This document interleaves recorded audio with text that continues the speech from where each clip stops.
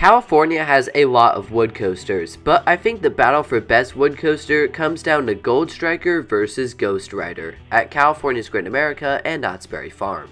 I've set up a variety of categories to compare these coasters, so whoever wins the most categories wins.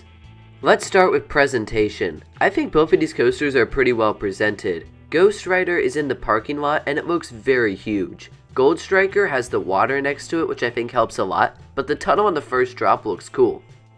Bottom line, overall, I'm going to give Goldstriker the point. As far as names are concerned, I think both names are pretty solid, but I'm going to go with Ghostrider as my preferred name of the two. The only real reason is that I think Ghostrider sounds a little cooler, but both of these names are pretty good. What about operations? To be 100% honest, neither coaster really stands out in this department. I really don't think one coaster has the edge here, so I'm just going to give this one a draw. I've seen the operations be pretty slow for Goldstriker, and I've heard that the operations for Ghostrider can be slow at times.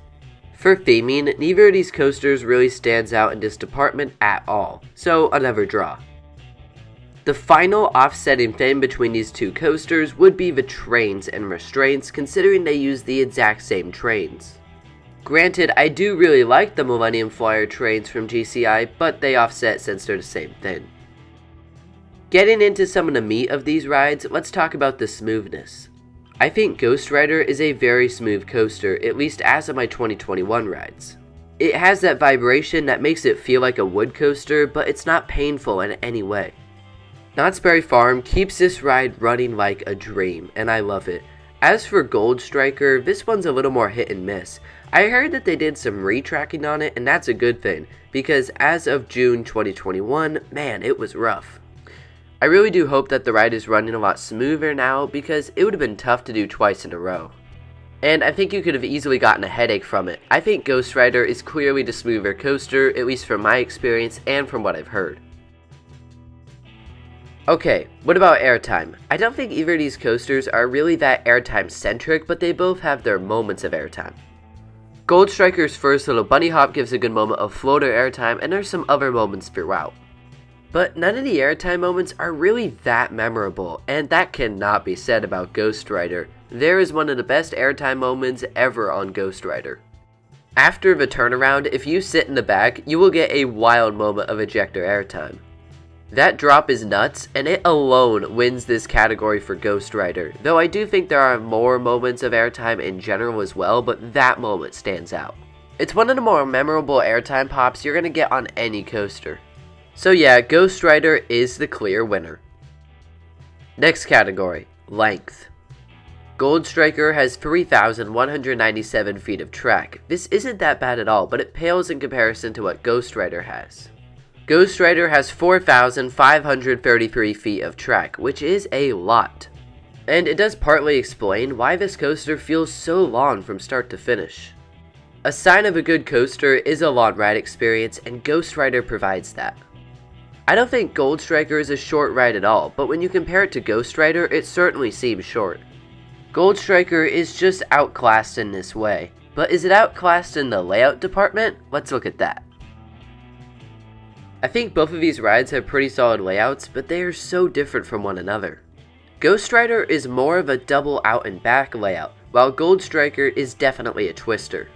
This makes comparing them pretty difficult. Starting with Goldstriker, the layout is, well, a twister, as I said, and there really isn't much more than that. There just isn't a whole lot too special about Goldstriker's layout, but it's a very well thought out layout.